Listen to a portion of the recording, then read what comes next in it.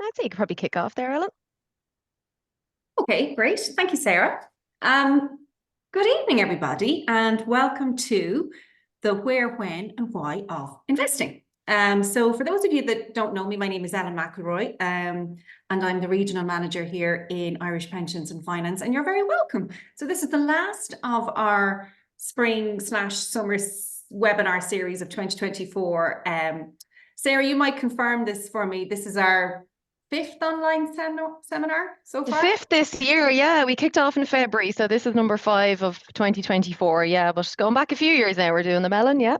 Yeah, and do you know what? It's really great because, some of you that are sitting here tonight may have attended the retirement webinar we hosted some weeks back. And the feedback we're getting from anyone attending is that this format really, really works. So people up and down the country can pencil in the time without having to rush out in all sorts of weather and receive the content that they need. So it's really great. We're really delighted with the volume of registrations. I suppose, Sarah, from when we started these for though in person, we would get kind of, I suppose, a handful of people looking at dipping their toe into investment. But we've over kind of 400 registrations, and we have a plethora of questions that have Absolutely. It's really great to see, I suppose, how this has grown, I suppose, number one, as an industry, but also that the interest is really, really picking up, which is great.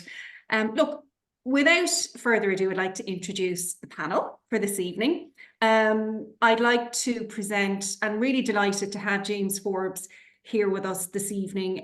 James is the Head of Investment Solutions at Goodbody Asset Management with a wealth of experience. James, hello, good evening to you. Good evening, everyone, this evening. Delighted to be here. Thanks for inviting me back again. That's great. And I mean, James, just I suppose for anyone sitting here tonight, and if this is your first webinar that you're attending, you primarily deal with brokers directly. So it's really a great opportunity for anyone here looking at kind of investment opportunities to gain an understanding of the inside line of investment. And I suppose what happens under the bonnet in the markets.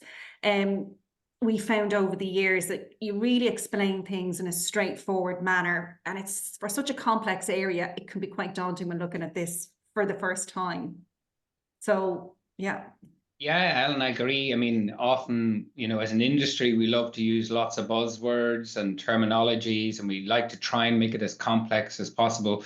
But I must confess, I'm a great believer if we can keep it straightforward, let's try and keep it straightforward. And I often would say to anyone that works with me, if we're thinking about, a message that we want to get across, think about it if we were talking to our parents, what sort of messages would we want them to understand? And if we can get them to understand it, the chances are most people can understand it. So I think it's very important we try and demystify a lot of what's happening out there. That's it. And James, we know in the industry, you can hear a lot of that techno waffle that really can add layers and layers of confusion.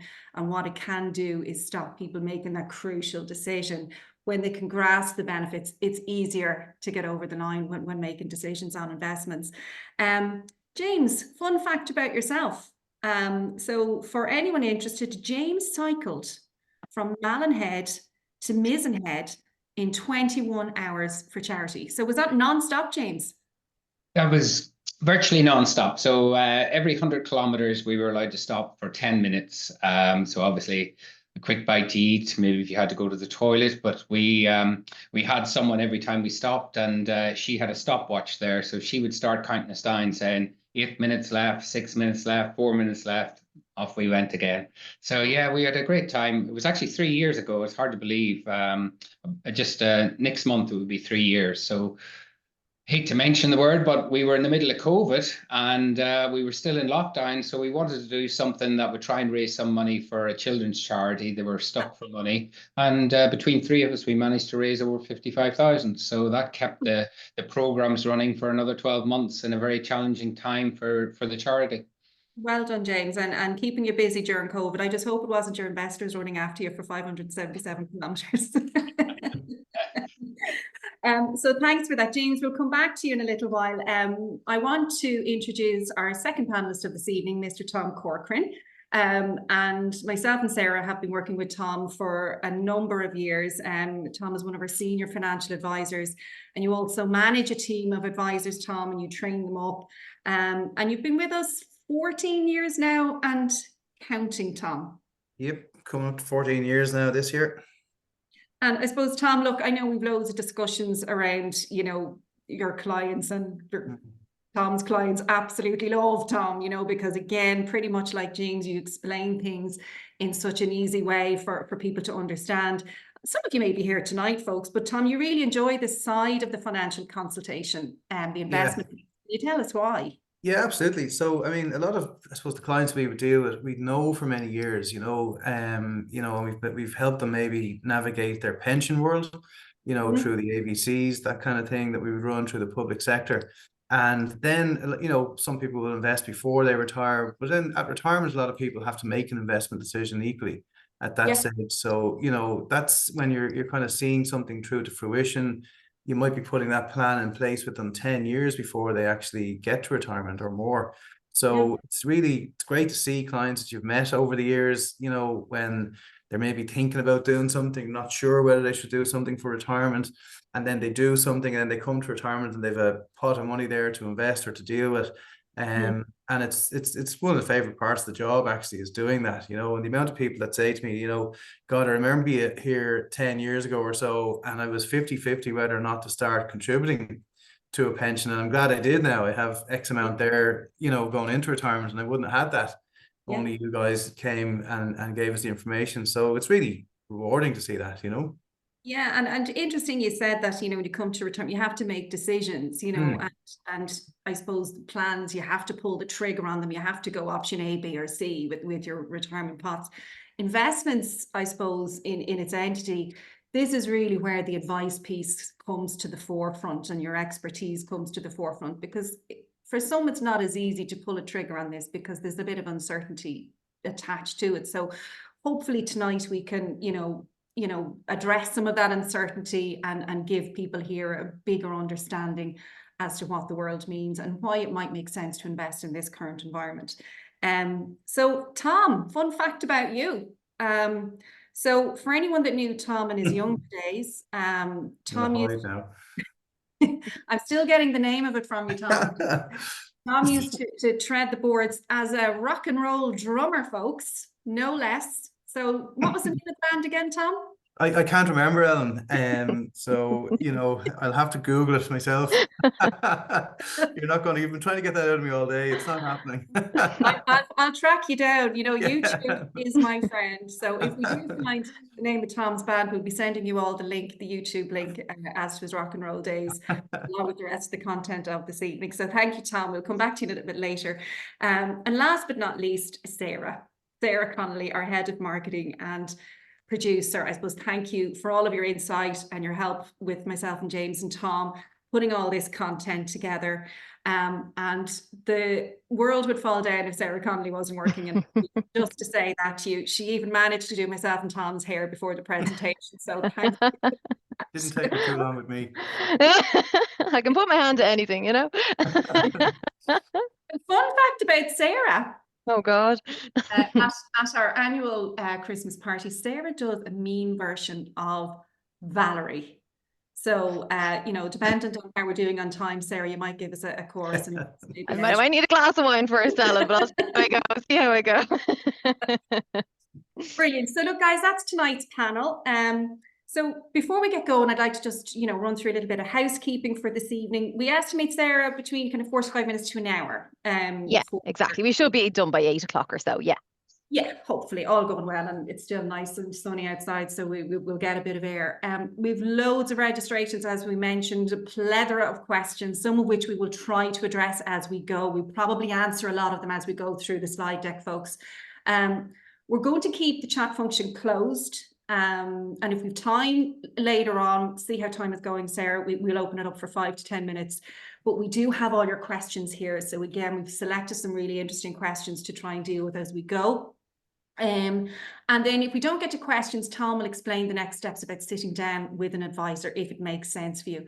So I suppose pretty much like the retirement seminar, guys, you know, make your notes, you know, really tune into what's relevant to you. You might have that light bulb moment, something might click with you that you want to find out a little bit more about as we go through the slide deck. But most of the questions that people come to us when looking at investments are answered as we go through the slides. I suppose, look, typically when we started these seminars, we aim this at folks kind of coming up to retirement or at retirement, post-retirement.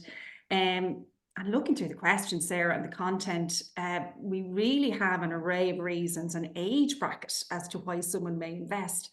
I don't know, James, would that surprise you now? Is that something you see in the industry, kind of this world opening up? Yeah, absolutely. You know, we see a whole range of people, you know, are coming across. They've got various options. They've got various requirements.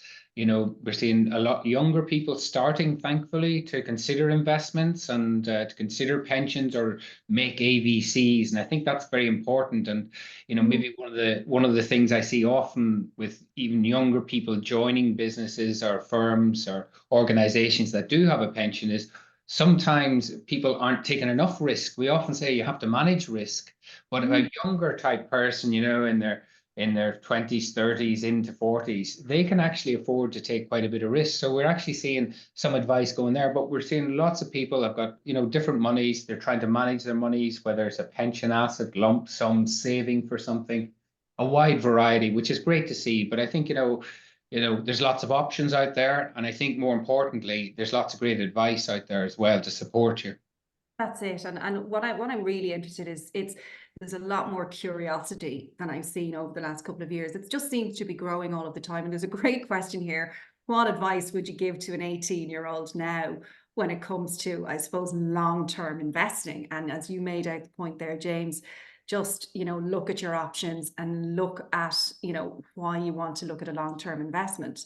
And then manage the risk. So, I mean, look, again, it's great to see the interest, and there's definitely a demand for it. But look, what I'd like to do, guys, is kind of just go through, I suppose, who we are. Most of you know who we are at this stage, but again, just to give you a little bit of information, we're established in 1993, so 31 years, Sarah, this year in business. And we're a 100% Irish owned company. And we're really proud of the fact that, you know, I suppose the company started with a staff of 5 and has grown to the size that it is today. And I suppose the support that clients get and also that staff members get, it has really been a joy to see growing, actually. We 25,000 plus policyholders, and 32,000 plus policies. That's growing every single day. One of the really good stats that we're proud of is that we've over 4,000 retired clients. We're adding to that every single year. We've clients retiring every week, every day, settling claims, building plans. And the journey for most doesn't stop there, guys. It goes beyond retirement as well. We've over 800 million in funds under management. So I suppose, you know, for folks sitting here tonight, James, I mean, look, where do the likes of Goodbody come into play here in terms of these funds under management? Yes, Alan, I think that's a great question. So maybe just by way of a very brief background, myself and a colleague set up the fund management business in Goodbody 8 years ago. So some of you may know Goodbody as a stockbroking firm, but we came in to set up a fund management business whereby we would manage money on behalf of retail investors. So what we decided to do was set up these funds and work with financial advisors like IPF. So the funds that we set up, you know, in Goodbody were there to be available to retail investors. But most importantly, you don't, and I must stress, we often get a question on, do you have to be, you know, a client of Goodbody to get access to the funds? And it's very much no, you're a client of IPF because IPF have got access to our funds. And I think that's the important thing, that we try to bring, you know, a wide variety of different types of funds to the likes of an IPF as a potential solution for your clients. That's it. And I suppose, look, you know, as one of our business partners, it's very important that we have that kind of array of variety for our clients as well, because you have a very specific way of investing, and that might be really nice as a blended portfolio. But it's again just, you know, really proud of the fact that these monies have built up to such a level over the years. And I suppose clients that are trusting us, and indeed the likes of yourself, James, to manage their money and hopefully get a good return on it. Look, we're an authorized advisor. We're not tied to any one company. So again, like that, James, one of our business partners, you know, we can shop the markets and get the best fit for the particular client and for their needs where possible. We have a team of 50 dedicated financial advisors. What does that mean to anybody sitting here? These are qualified financial advisors that, you know, we've trained up, brought up through the you know, right from QFA level, right up to master's level. Really proud of the team, really hardworking, really, really good guys. And working really well with our clients. And then we have a really strong, experienced team of 30 back office staff. So, you know, you're looking at kind of finance, administration, compliance, and HR. And again, that's all to support the clients and the journeys that they're on. So look, that's us. I suppose, look, Tom, I'm going to bring you in here, okay, for this particular slide deck. I suppose, look, I'm laughing when I'm reading out some of the questions. So Paula from the HSE simply says, where do I start? So, you know, if somebody's sitting here and they're looking at, you know, investment or just wants to dip their toe into the investment pool for the first time, what advice do you give her? Like, what will influence her here? Well, look, I suppose it is a great question, because a lot of people, they're just not sure what to do. How do I get in? You know, where do I start? What information do I get? And most people probably start with Googling things, etc. You know, so what I would suggest is start with getting in touch and getting some advice, okay, with ourselves. Get informed, get educated, you know, and that's part of what we do, you know. So having a chat with ourselves, it doesn't cost you. The cost is at our expense to talk first time round. You know, so get the advice, and then what we would try and do is to really gather information from the client. You know, it's a consultative process. We're not going to sit here and tell you what to do. So again, you'll be asking clients, for example, someone starting off, well, look, why do you want to invest in the first place? You know, and we have a consultative process then to deal with that, you know. Yeah, and like Karina asks, like, what are the best options for savings? We have a load of questions in around, you know, deposit rates, money in the bank, money on deposit. That's a common theme right throughout the content. So why would they be looking further afield? Just, I suppose, in your view, if you could give an overview. Yeah, it's a common thing. Like, there's a lot of money on deposit doing nothing at the minute, you know. And I know James has some slides on this later on to talk about inflation, so I won't get too much into that. I'll let him go through it. But I mean, if your money is sitting there, it's not earning. We all know, you know, cost of living has gone up recently dramatically in the last number of years, and you know, our cash just isn't going as far as it did. Anybody out there trying to save money to buy a house, it seems to be getting further away. You're saving and saving, and house prices keep going up and up. So it's getting tougher. They're all really reasons that we get people contacting us at the minute, trying to find out, look, how can I get ahead of this? How can I make some money on my money? Yeah, and it can be quite subtle, Tom. I mean, even like I noticed myself, you know, just with my own children, piano lessons have gone up, dancing, swimming lessons have all kind of silently crept up in the background without noticing too much, but it all adds. Yeah, absolutely. Each year. You know, and we've seen that dramatically in the last number of years. And if you can just think of that happening, continuing like on that basis for the next 5 to 10 years, your money just isn't going to go there. It's just not going to keep up with the tide, you know. Okay, so we're going to go through, I suppose, you know, inflation and what that means in terms of real money later on with James. Just talk us through this next slide. Loads of questions around this as well. So Mary is asking, look, should I always go through a broker? Equally, Kate is asking, look, is it advisable to engage in a one-to-one financial consultation prior to retirement? So can you talk us through what this means, Tom? Well, I would say yes. Okay, you should get in touch with a broker, but people there will say, well, you would say that anyway, wouldn't you? You know, but we're impartial, so we've access to every regulated provider out there. Okay, so that's the first thing, and I would genuinely say just be careful where you're getting your advice. Also, you know, so whether that's on Google or TikTok or any of these things, you know, get informed, as I said earlier. So what we do as a company. As I said, we take a consultative approach, so that'll begin with a fact find, okay, where we'll sit down with you, the client, and possibly with you and your partner, you know, if that's involved. Gather the information first from you, okay? So gather some personal information, some financial information, find out what your ultimate goals are, okay? And again, I don't want to get too techie on this, but sometimes people don't really, when they hear identify your goals, they kind of panic. Well, I don't know what I want. But they know that they want to have, for example, a deposit on a house, or they know they want to have a decent pension when they retire, that kind of thing. Yeah. So they're your goals. So we would simply assess that. Then, as we mentioned earlier on, in relation to money on deposit, doing nothing, that's really a condition for people that may be afraid to take some risk, you know. So look, most people are generally afraid of risk. A lot of people like the comfort of knowing there's money in the bank or in the credit union, etc. But what we would do is what's called a risk assessment, okay? Yeah, it's interesting, Tom, because again, lots of questions around this. Therese from the HSE is asking, like, what are the risks associated with investment? So, okay. So we'll inform you of that, okay? And I suppose, in my opinion, for most people, actually, the biggest risk is actually not doing anything with your money at the minute, you know, and leaving it sit there. That can be as big a risk as, you know, going to Las Vegas and gambling some money, you know.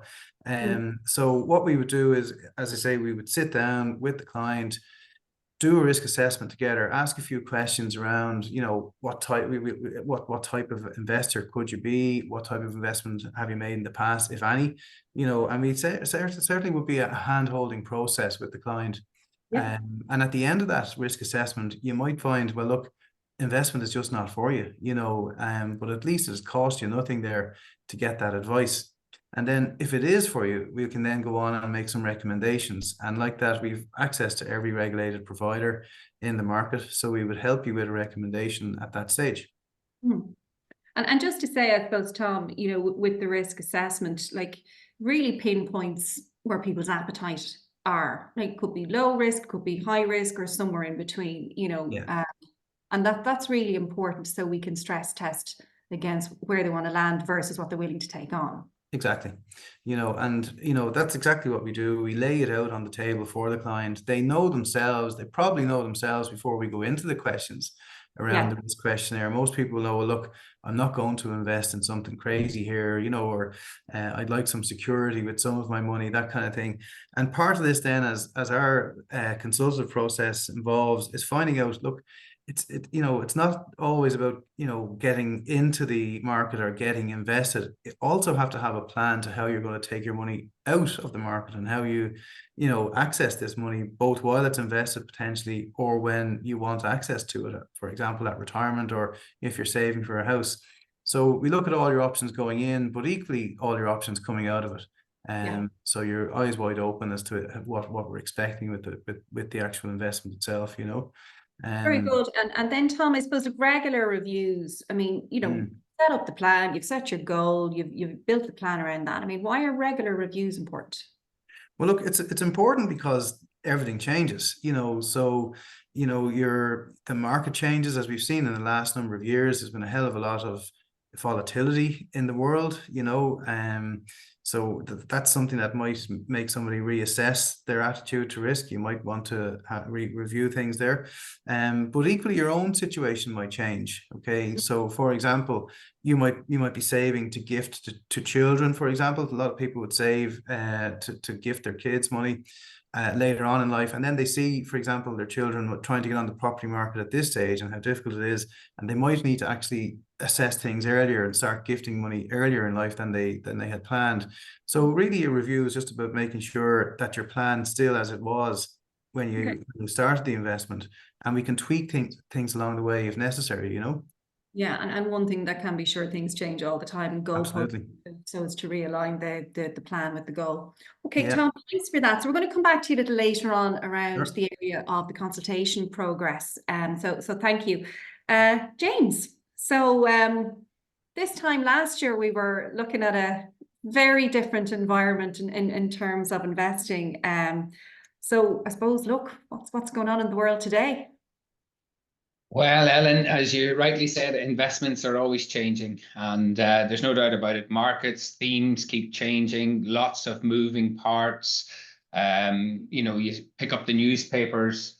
I think the key thing about picking up a newspaper is that bad news sells. So people love the headlines, what's happening to markets. If there's a bad day in markets, you'll see markets crashed 1.5%. You'll never see a headline, markets went up 2%. They don't do good news. And I think that's one of the most important things to remember, that if you're investing, and typically investing hopefully for the long term, by long term, we typically mean 5 years, generally you can do quite well out of investing in markets. And I think the other key thing that we've seen in the last little while is often markets don't often react the way we think they might react. Lots of things have happened in the world in the last 12 months. And, if you're looking at what's been happening on the next slide, and see if I can move it on here. You look at some of the key investment themes, I suppose on the very right-hand side, we would have said things like what's happening with the wars that are ongoing at the moment in Ukraine, in the Middle East.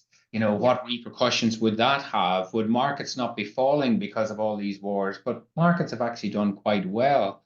But there's always going to be something happening in markets. And that's really coming back to Tom's point earlier on about having a plan and having a regular review about it. So once you've got your plan, you can stick with it and stay invested. But if we just look over the last 12 months, and I'm delighted to be back here. I think this is my 4th year now doing the investment seminars. But the key themes over the last 12 months, really what kicked markets off around May of last year was the whole artificial intelligence. And this really became a major thematic. And really what investors were thinking about at that stage, well, which companies are going to benefit? So the Magnificent Seven were these companies that were identified as benefiting. So that's your Microsoft and Alphabet, Amazon, Meta. Tesla's in there, albeit you could argue whether it's artificial intelligence or not. Apple, and of course the chip maker Nvidia that makes all these chips that supports the artificial intelligence. So some of these companies have been performing very strongly, and there's no doubt about it, they've been driving global equity markets over the last 12 months. So if you've been invested, you've done relatively well. I think the other key thing at the moment, what we're really looking at is at the top and in the middle there, the central banks, because that's what a lot of investors are focused on. If we run back about 2 years, interest rates were very low. Then the central banks increased interest rates. And now as investors, what we're waiting for is to hear is when might they start cutting interest rates again? So Christine Lagarde there on the left-hand side, she looks after the ECB, the European Central Bank, and she's increased interest rates from virtually negative to up to 4%. And we expect that she'll be cutting interest rates next month in June at their regular meeting. But the other one we're keeping a very close eye on is Jay Powell. That's the guy on the right-hand side there. And he's the governor of the central bank in America, of the Federal Reserve.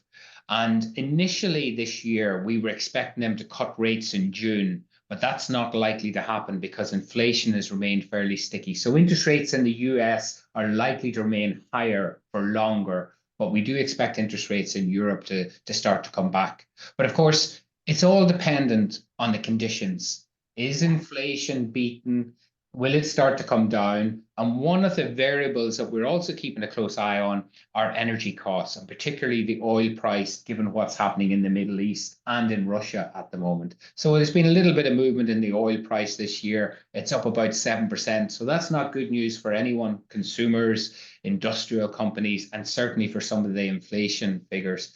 So those are some of the things which have really been driving markets over the last 12 months or so.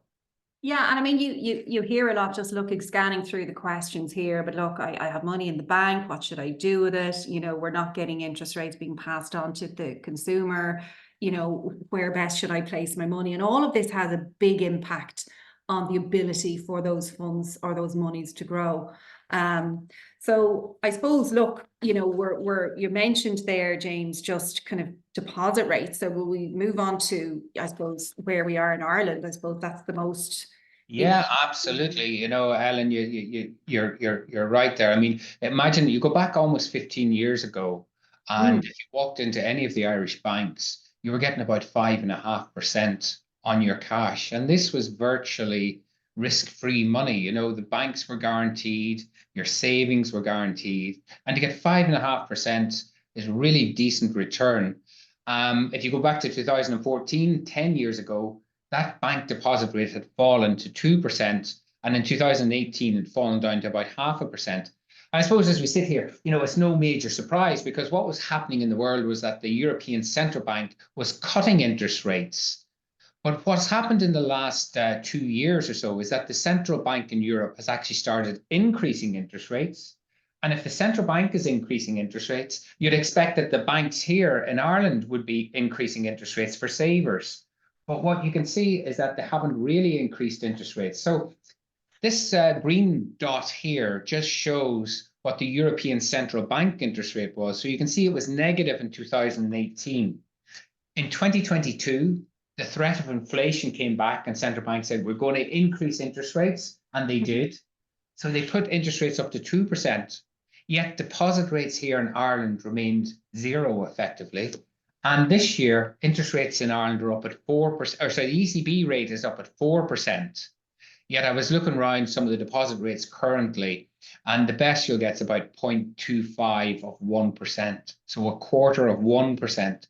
So it's quite an unusual scenario in Ireland that the European Central Bank is increasing interest rates, and a lot of banks around Europe are increasing their deposit rates or saving rates for investors. But here in Ireland, the savings rates have remained very low. And that's predominantly a big challenge for a lot of investors. Can I ask you, James? I mean, like we get this question all the time. Like, why is that? I mean, why aren't the banks passing on these, you know, favorable rates to customers? You know, you see the hike in mortgages. You've heard that all year long, that mortgages are going up, but where savings are not getting the benefit of it. Why is that? The argument the banks would make on that one, and I have to be careful because Goodbody's owned by a bank, but the argument they would make is that what they haven't done is increase mortgage rates as much as the European Central Bank has increased their rates. So what their argument is that they're holding mortgage rates below what typically market rates would be. So they're benefiting mortgage holders a little bit at the expense of savers. And that's the argument that they would have. And I think if you look at some of the figures around Europe, you could argue that what they're saying is correct on the mortgage side, certainly. Okay. So I suppose in terms of then, you know, you mentioned 0.25% at best at the moment in terms of rates on deposits. So we heard about, you know, inflation last year, you know, definitely starting to come down, or so they tell us. But I suppose from anyone sitting here tonight, what is the real impact on their savings, I suppose, over time? Yeah, look, Ellen, this time last year, this was a slide that I used. Some of you that may have been on last year would have seen. And we talked about the cost of the Irish breakfast. And we were saying, you know, inflation, you know, was a silent thief. And the cost of an Irish breakfast had increased last year by 14.5%. So, I mean, that's not insignificant. Well, look, I've got some good news for you tonight, because we have a situation where the Central Statistics Office have worked out that the cost of an Irish breakfast has actually fallen to just 2.3%. Now, that 2.3%, I stress, is very important, because there could be a quiz at the end of this presentation, and some of the figures on this slide could be very useful. So the 2.3 could be an interesting number. So inflation has fallen from last year's 14% to 2.3%. And within that, if you look at the bottom of the fry there, you can see that the cost of the fry is up 3%, but the bread and butter is actually down nearly 2%, but our tea and milk has gone up 2.4%. So overall, 2.3%. So what the politicians would want us to think really is that inflation was last year's problem and it's gone away. And certainly, you know, when we look at this next slide, what I'm showing here is inflation both in the EU, which is the blue bar, and then in the green bar is Irish inflation. And the way I would sort of divide this is almost into three. If you look at 2020 COVID, 2021 COVID, inflation was quite low. There wasn't a major problem because demand for a lot of goods and services had fallen away. So inflation was, broadly speaking, running at 1%. Not a major problem for many people if you managed to hold your job through COVID. Then, because of COVID, you might remember back, we had the supply chain issues. So we couldn't get the goods that we wanted in the proper time. You know, new car deliveries were being delayed. Lots of technology goods that needed microchips were being delayed. So what happened was that prices started to go up. So effectively 2 years ago, inflation was running at about 7%. And even last year, global inflation was running at 7%. But the good news, what the politicians will tell you, is that inflation now has moderated significantly. In fact, it's down to about 2%. So in theory, that should be good for everyone. Yeah, I mean, looking at this slide deck, I mean, for anyone sitting here, you know, it looks like things have stabilized. There's not as much pressure to make their money grow. So, you know, they might think that the safest option is to hold this in the bank. Well, the problem with holding it in the bank, if you were thinking back 4 years ago, Ellen, and go back to April 2020, and you had your money in the bank and you weren't getting much of a return in it, and you looked at inflation and say, well, it's 1%, well, that's okay. But if there is an inflation bout like in 2022 and 2023, you're not getting the protection of the value of your money. Because if you look back 4 years ago and you look at the cost of goods then versus the cost of goods now, it's been a significant increase. So if you assumed your shopping bill 4 years ago, filling your shopping trolley cost about €100 a week back in April 2020, given these rates of inflation that I've shown in this chart here, the cost today would be rising to 120. So your €100 4 years ago would need to stretch now to 120. So you're going to need to think about perhaps some sort of investment that can grow, that can support your spending today. And that's what the impact of inflation has upon many people in terms of their savings and their investments. Okay. I have a couple of slides, just to show the impact. If you had a lump sum and you decided you were going to invest the money, and let's say you were investing 50,000, if you had your lump sum invested at 50,000 and you decided, I'm going to put it away for 10 years, and inflation was running at 3%, okay, and you weren't getting much of a return out of a bank in that lump sum. So the 50,000 broadly sits in the bank, doesn't get much interest. The impact of inflation would mean that the value of it then would fall to about 37,000. So that's inflation eaten away at just 3%. Now, if inflation was to average 5%, and I don't think it will, by the way, but if it was anywhere north of 3, it will have an impact. But 5%, the value today of that 50,000 would be just 30. And if it was to run at 7%, which is highly unlikely, I must admit, the value of your 50,000 would be 24. So I think what it does do is it highlights the importance of thinking about, what is your wealth? And I know Tom was talking about it earlier on, and maybe the thing to do is to think about it in various buckets. I've got some investments. I'm going to have some short-term requirements. I'm going to have medium-term requirements, and then I might have some long-term requirements. And maybe that's the way to think about, your investment options is the short-term requirements. They need to be safe. You need to be able to get access to them, high liquidity. You might need them in the next 3 months, 6 months, medium term over a couple of years, longer term over 5 years. And I think that's a really good way to consider when you're putting together, an investment portfolio. Yeah, and I suppose, look, the impact of this slide is that it can sometimes be hard to tune into that kind of long-term thinking, James, and the real impact and the loss of your money over time. That can be the difficult piece, but this demonstrates it really well. Even at a low inflation rate, the power of losing all that money over time is it's really powerful. Absolutely, and that's the challenge for wealth advisors and financial advisors is where's the best place to put your money. And I suppose if we're sitting down and we were to look at the investment options that are out there today, there's lots of different investment options. And you could start off with relatively safe investment options like cash, albeit you mightn't get much of a return. You might consider something like government bonds, where you're effectively lending money to the government and they're going to pay you a coupon or a rate of interest for lending them the money. Similarly, corporate bonds, you might decide to invest in property. Is it liquid? Or commodities like oil and gold that can be sometimes a little bit cyclical. Or in fact, you might also consider, investing in equities, stocks and shares. So, you've got a range of options out there that you as an investor might want to invest in.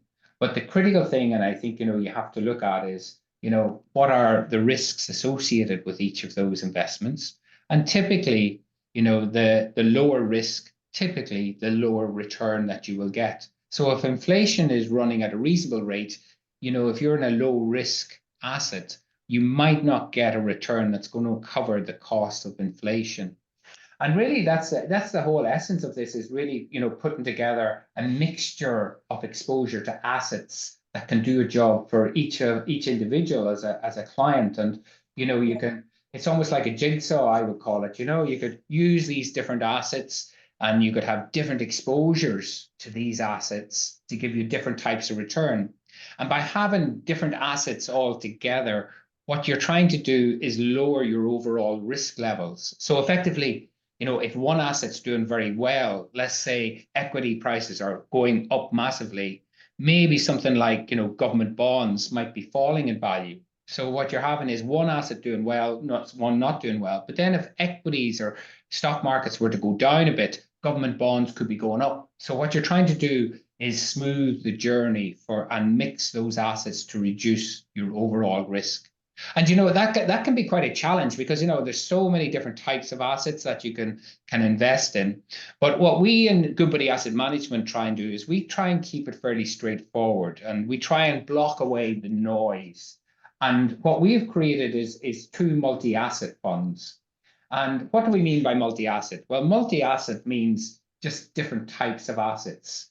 And what we try and do is we manage those different types of assets at different times in the cycle, and we increase or reduce exposure to these assets as we believe fit. So if we thought equity markets had a very strong run, we might be selling some of the equities. If we thought bond markets looked like great value, we'd be buying more bonds. So what we're trying to do on behalf of investors is manage the risk for them and manage it within a fund.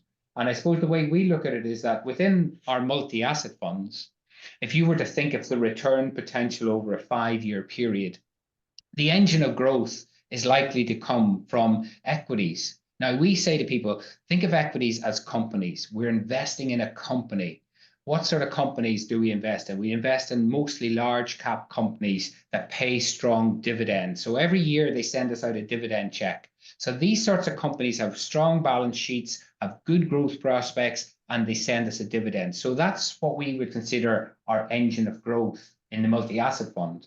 And then what we also add into the fund is what we would call stabilizers or diversifying assets. So if the global dividend paying companies are volatile and they're going down, the other assets can go up. So there are government bonds, some corporate bonds, we have cash in there, and a little bit of gold. So that's the way that we try and manage, that's the most popular funds that we have for most types of investors that are out there today. And we manage the risk within the multi-asset funds. Yeah, and James, you mentioned something interesting there, kind of a smoother journey, and feedback that we would get from kind of clients that we'll be dealing with is that they're scared of that volatility, the ups and downs in the markets, and that can lead to, I suppose, knee-jerk reaction when you're looking at a long-term investment, and it can lead to some poor decisions because people are scared of this volatility. So this kind of feeds into the smoother journey overall. If we can iron out some of those ups and downs over time, it makes it a little bit more I suppose, what's the word I'm looking for? It makes it a little bit easier to go on the journey, I suppose, when looking at investment. I suppose I have a couple of questions here. One of them I'm laughing at: how can I get rich quick? So in terms of investment, where do I get the best return? What are the risks associated with investment? And what are the best safe investment options? So I suppose back to your point, the best returns, unfortunately, we need to take on a little bit of risk to make sure you get some decent returns for your money. Absolutely. Yeah. I mean, if you're looking at, which asset class typically does well over the long term, it's typically equities or company shares.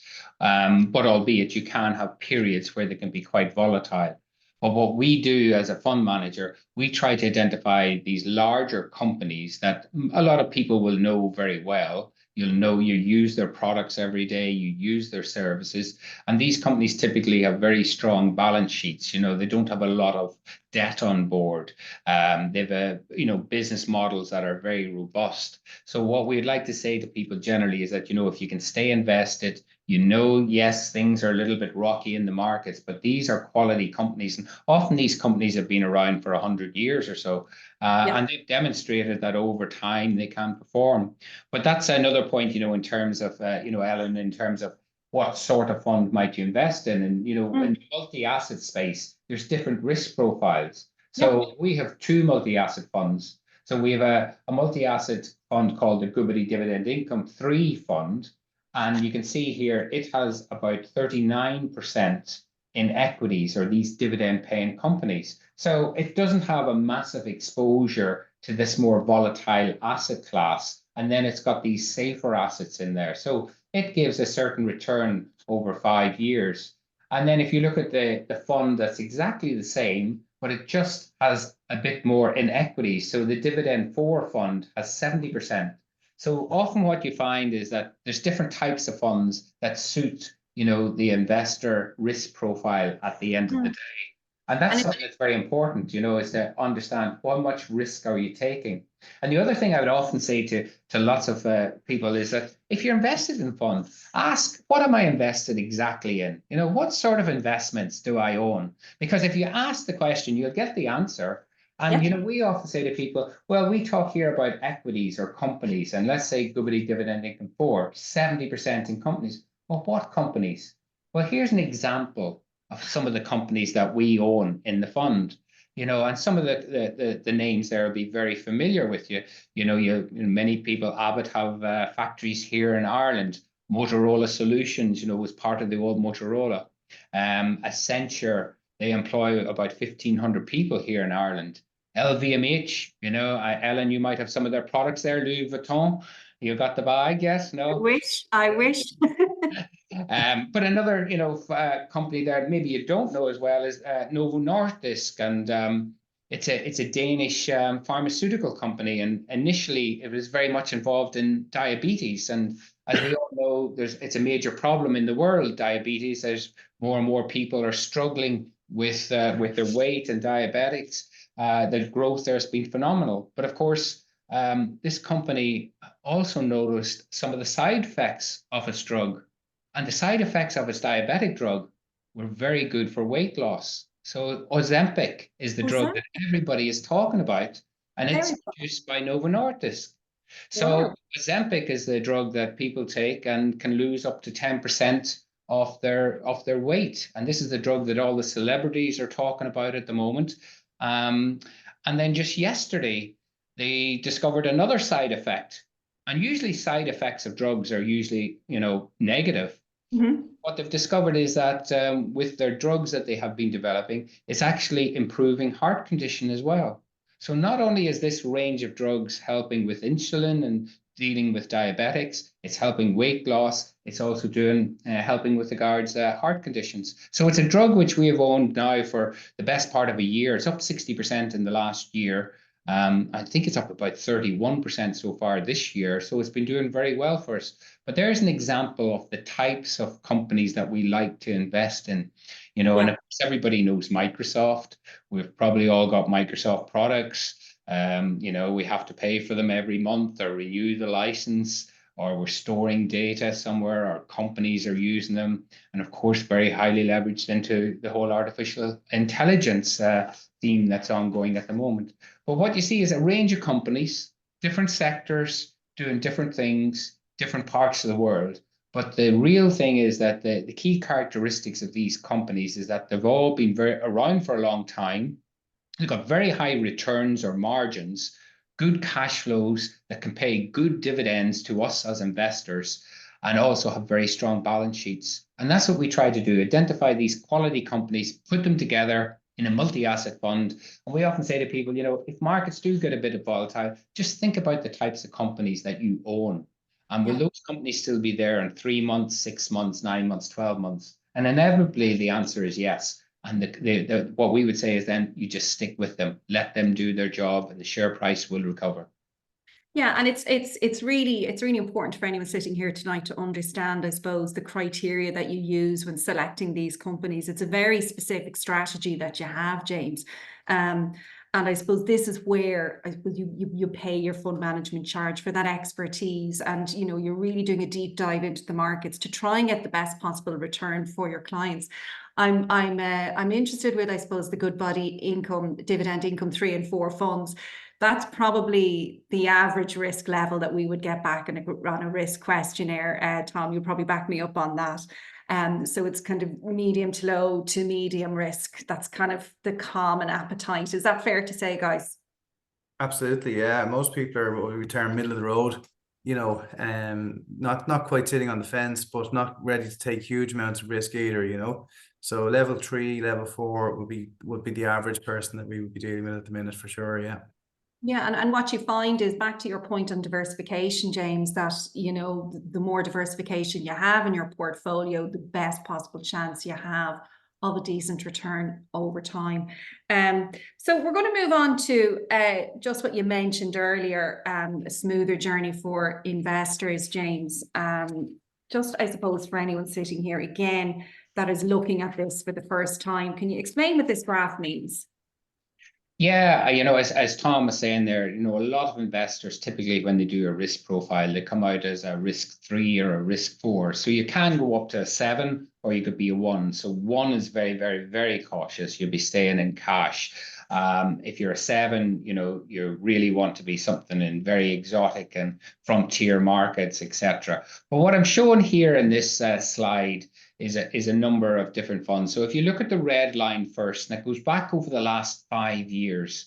And what you can see in the red line is the World Equity Index. So this is an index of the largest companies in the world. You think of your Amazons, your Microsofts, you go all the way down to some of the companies in Europe like Shell and BP, Louis Vuitton. They're all in that index. So if you look over the last 5 years, the equity index has increased by 83%. So it's had a phenomenal increase over 5 years. And that's through the period of COVID.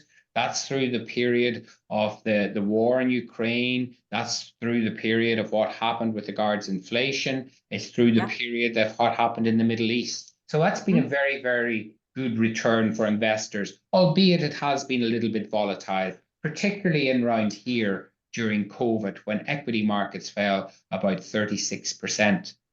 Now, the yellow line that you can see in that chart, that's the Goodbody Dividend Income 4 fund. So it's got slightly less risk to it because it doesn't have as many equities in it. But what we're trying to do there is manage the journey. So what you can see back during COVID, it didn't fall anywhere near like what the overall market fell, and it recovered quite well. And over that 5-year period, it gives you a very good return of almost 55%. And then finally, the blue line is if you kept your money in cash. So that's the return over 5 years, what you would have got by holding money in cash. You can see your return by sitting in cash would be just 3.5%. So what we're trying to show here is that, you've got to think about your risk. How much risk do you want to take? But over the medium term, over a 5-year period, certainly you probably want to be thinking about a certain proportion of your overall investments to go into some sort of risk assets in order to get a reasonable return. Yeah. And this really demonstrates for me, I mean, again, like just feedback from clients that reasons that they can get panicked with investment would be like instances like COVID or the Ukraine, inflation, the Middle East. These are all isolated economic incidents, that typically don't last over kind of a long-term period like an investment. That's exactly it. So, we often say to people, think about investment as long-term.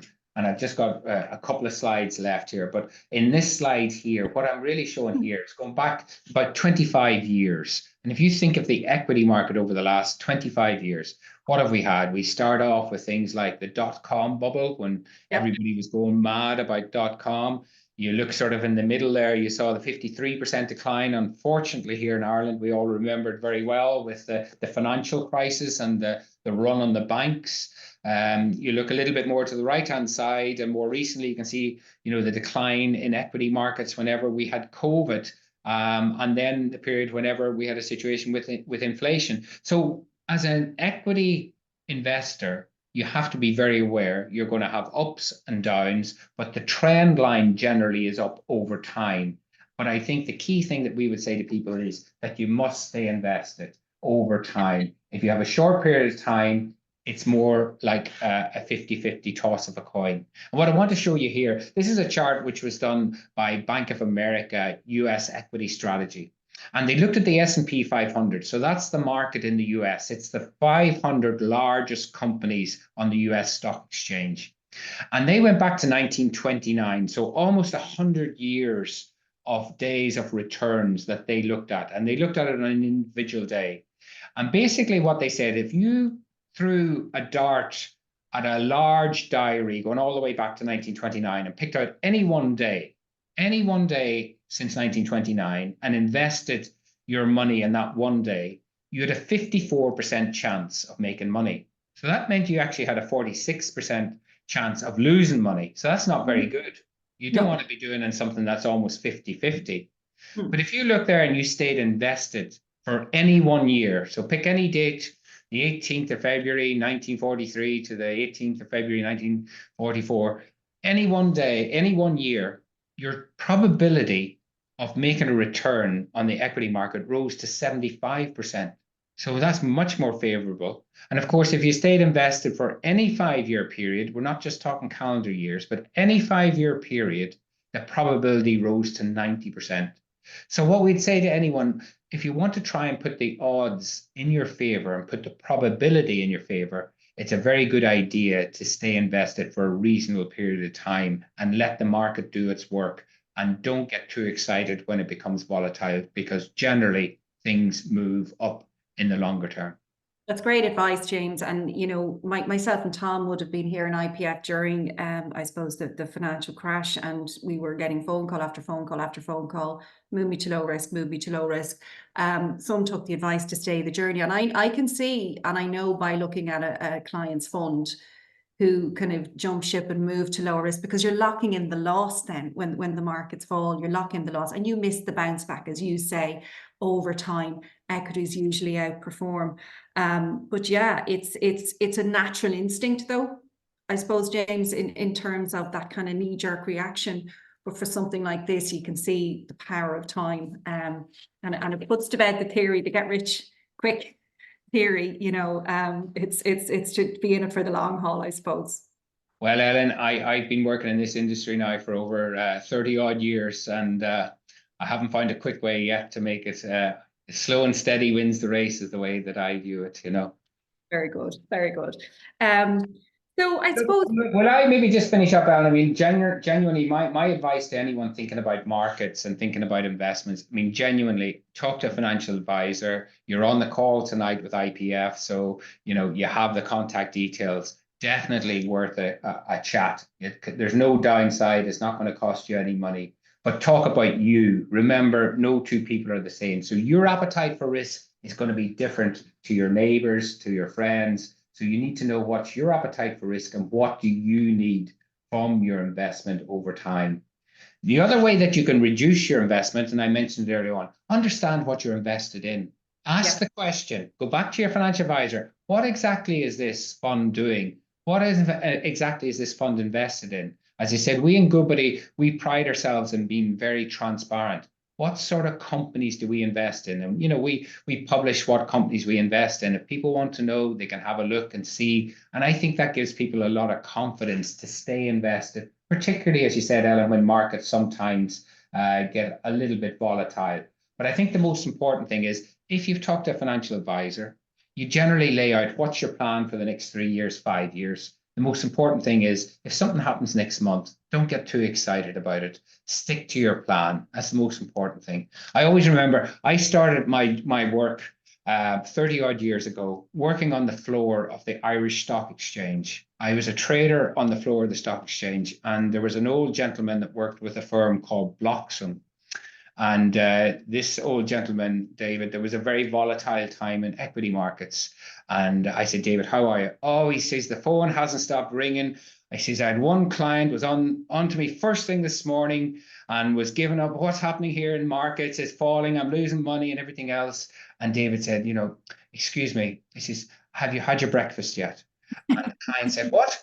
I'm losing money. He says, have you had your breakfast yet? No, I haven't had my breakfast. I'm worried about my investments. I suggest you go and have your breakfast, have a good bowl of porridge and a cup of tea, and let's talk again in an hour's time. And he effectively calmed the investor down. And I think that's very appropriate. You know, when markets do get volatile, just sit back a little bit, think about what you're invested in, don't take any rash decisions, talk to your financial advisors, and most likely sticking to your plan is the best bit of advice. That's it. That's great advice, James. And I think for me, the key thing here is understand your investments. And when you understand, you can make those key decisions that suit you, or they don't suit you equally. But James, thank you so much for your input and your time and your expertise. I love listening to you as a panelist. You make it very, very relatable and really easy to understand for anybody looking to go on the investment journey. And again, your insight into the investment world is great for people here to understand what they need to make these decisions. Tom, I'm going to move over to you now. Just, I suppose, we just kind of wrap up the content of this evening. So I suppose, what's a key thing and what are the key players here when you're looking at any kind of investment? Again, it's as it is there. I mean, when we sit down with a client, we'll do the fact find, we'll go through the process and find out, you know, the first thing there is how much do you have available. A big mistake people make is they think they have to put all their money into something. You know, you really shouldn't do that. You really need to keep cash available. This is any kind of investment. You don't put everything into it, you know, because there will be, you need an emergency fund for sure, you know. A big aspect of any investment is what time frame. So I mentioned earlier, like, it's not just about getting into an investment. It's what's your plan to get out of it or to get some money out of it, you know. Is this something for 5 years? Is it for 15 years? You know, have a time frame in mind, and, you know, time rather than timing will always reward you, you know, as some of James's slide earlier showed. You know, again, having an eyes open approach. What is the objective? You know, if your objective is to get rich quick, this isn't for you. You know, it really isn't. If anything, most of what we do with our get rich slow schemes, you know, so for example, pension planning is an excellent way of getting wealthy in a slow way, particularly when you use the tax relief to enhance your contributions. Investing is very similar. You know, you're unlikely to get rich quick. It's like that. It's staying with the investment, staying with the plan over time, you know. And the next item we have there is, do you need to draw an income from it? And that's important because, and I suppose a lot of our retired clients will be familiar with this if they're in an ARF, an approved retirement fund. There we started the jargon now, I'm sorry. But when you come to retirement, if you do have to invest in an approved retirement fund, if that's the best option for you, we would tend to try and split that fund in 2, 3, 4 pots, because, you know, from a certain age, you have to start drawing on that fund. And the last thing you want to do is be drawing from a fund while it's growing, or worse, while it's losing money if it's on a downward trajectory. So again, you might split a fund into 2 or 3 or 4 different investments, some of it being easily accessible, that you can access in times of emergency, and then some of it being there for the medium term or indeed the long term. And part of the process is sitting down, understanding what you want out of the fund itself, what you want out of the investment, and then drawing up a plan to do that, you know. Like the last thing there says, look, what access do you need, if any, and when? And you should always be prepared, you know, so either keep cash available outside of the fund, or, you know, let us know going into it that you might need cash out of it, and we can structure it to suit those needs. Something that's not mentioned there is also ask yourself, are you able to invest regularly on top of maybe a lump sum investment? That can also play a key part to getting the best return over time, you know. Yeah, because that's an interesting one there, Tom. If we move on to the next slide, James from the HSE asks, can I top up an investment as I inherit? So if I make an investment, say for 50,000 in 4 years' time, I inherit from my parents' estate, can I add to that investment? Sure, absolutely you can. And again, it's part of what we do with the regular review. Having a look, has anything changed in the client's world? Has anything changed in the world? Assessing that, and then having a look again and seeing what the best option is for the client.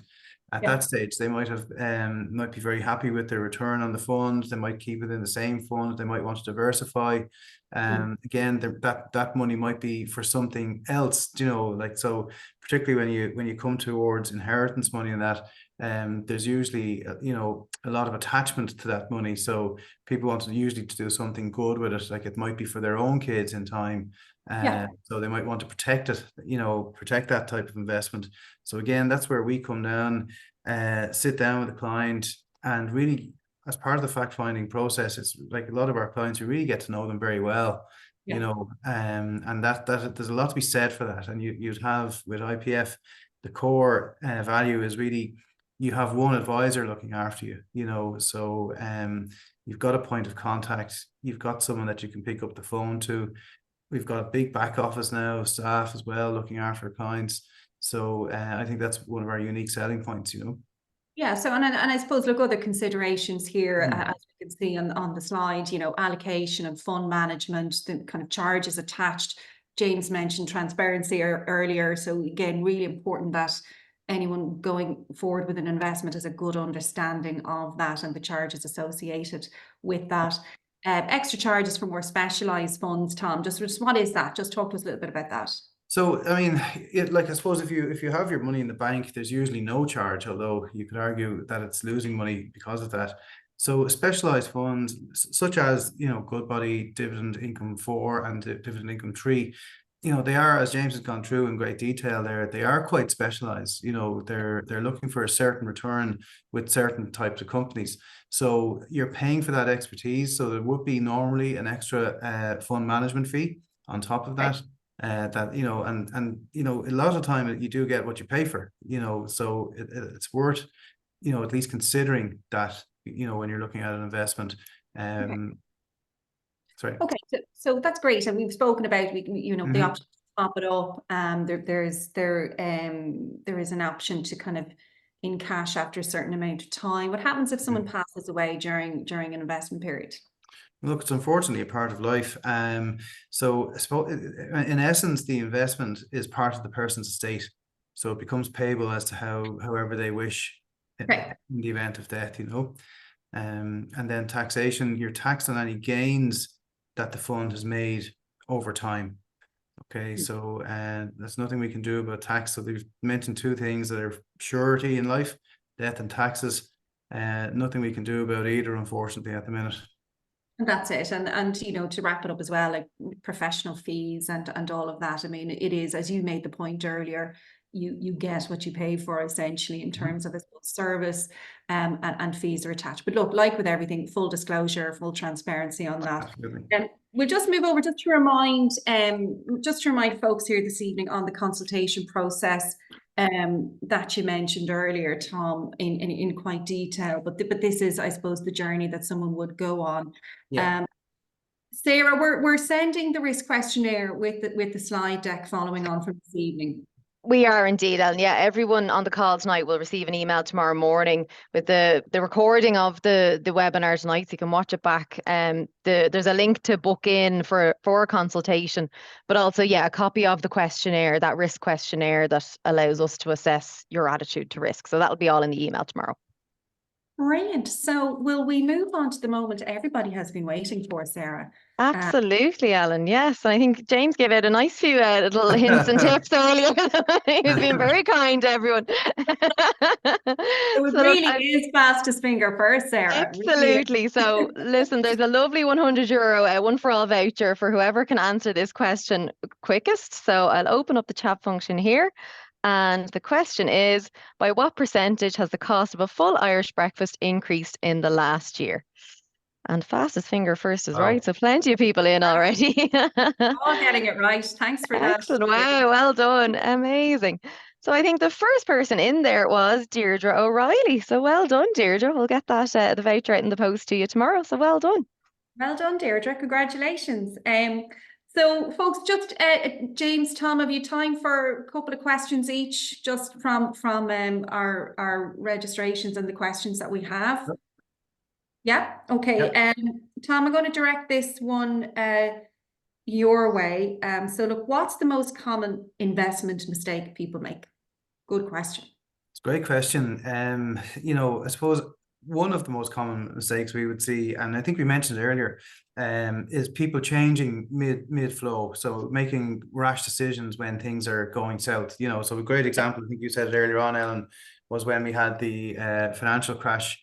You know, people calling up saying, listen, I want to change my fund into cash, and essentially really encasing those losses. They're crystallizing your losses back then, you know.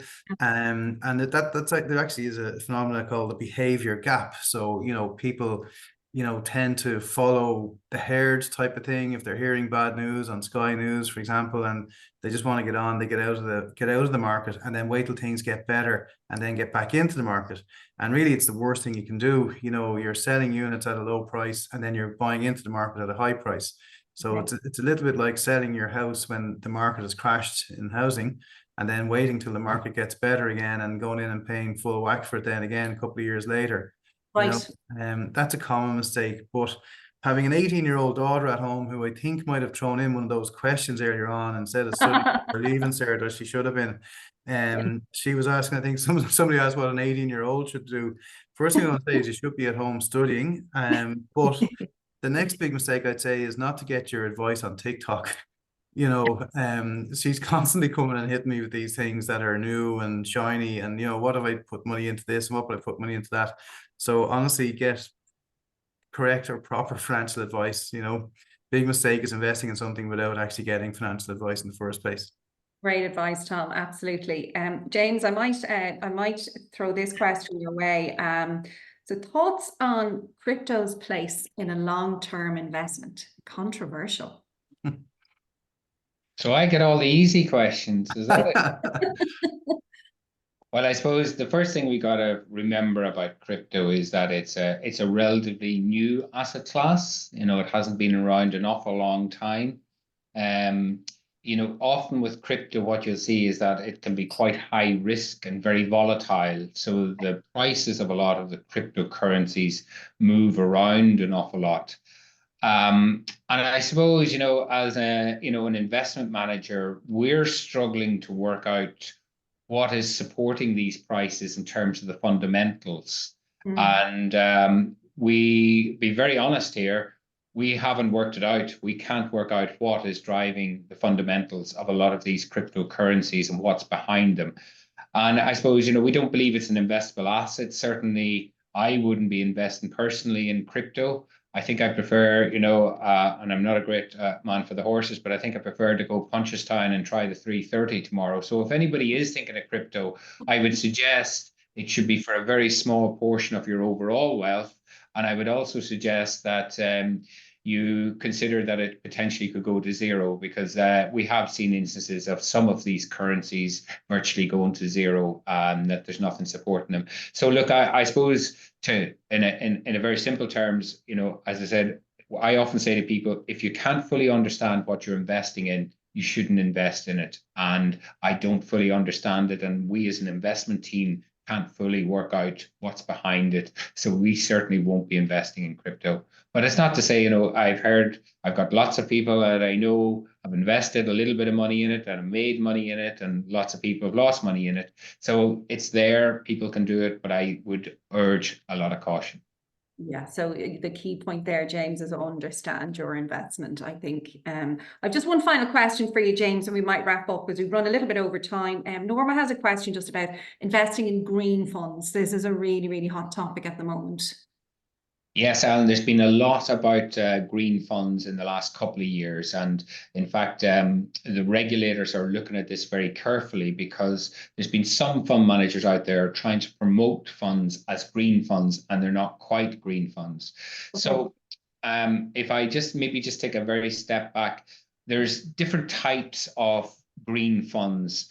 And basically there's two levels. There's what's called an Article 8 fund. I don't want to get too technical, but they promote environmental, social, and governance. And then there's an Article 9 fund, and they're very, very green. So they're promoting sustainable investment. So they, for instance, are investing in products like wind farms, in products like solar panels. So our funds that we manage are actually, they are environmental funds. They're Article 8. So we're looking for companies that promote good environmental policies. So we want companies that are acting responsibly when it comes to looking after the environment. How are they measuring how much water they're using, their energy that they're using, etc. And we talk to companies. We get on to their management teams and we ask them the questions. You know, how are you reducing your water bill this year versus last year? Let's say, for instance, you're a restaurant company. You know, how are you doing that? How are you making it more efficient? The social part of it is really the contract that the company has with its customers, but also its workers. So you're thinking about which companies have got good conditions for its workers, you know, promote, you know, a good livelihood, good labor laws, good working conditions, and that's very important. And then the G of the ESG stands for governance. So you're looking for companies that have a very solid board, you know, the board of directors. How are they acting? You know, what sort of measures have they got in place to ensure that there's not corruption or they're not misleading investors? Because we're the investors, so we need to have confidence in the board that what they're telling us is accurate. So that's very important to have good governance in place as well. So you're no doubt about it, we're getting an awful lot more questions about ESG funds, and I'm delighted to say our funds are classified as Article 8. They effectively fall into that category. And it certainly is food for thought for the future, but this is going to be a part of investing for the future in general. Guys, I think we'll wrap it up for this evening. Thank you so much for coming along tonight. I'd really like to again thank you, James Forbes, for coming along and your expertise. Tom, thank you so much for your input. And I know a lot of your clients are here tonight, so they will have buckets of questions for you following on from Yeah.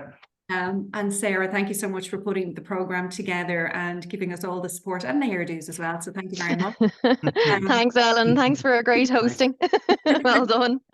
So guys, thank you so much for coming, and really hope you enjoy your investment journey. And if it's just exploring your investment journey, we'll take you every step of the way through that. And then you can make your decision, as James has said time and time again. Once you understand, then you might make that leap of faith. But thank you very much. Have a lovely evening, folks, and we'll talk to you in the near future. Thank you. Too. Thank Thanks, you. guys. Bye-bye.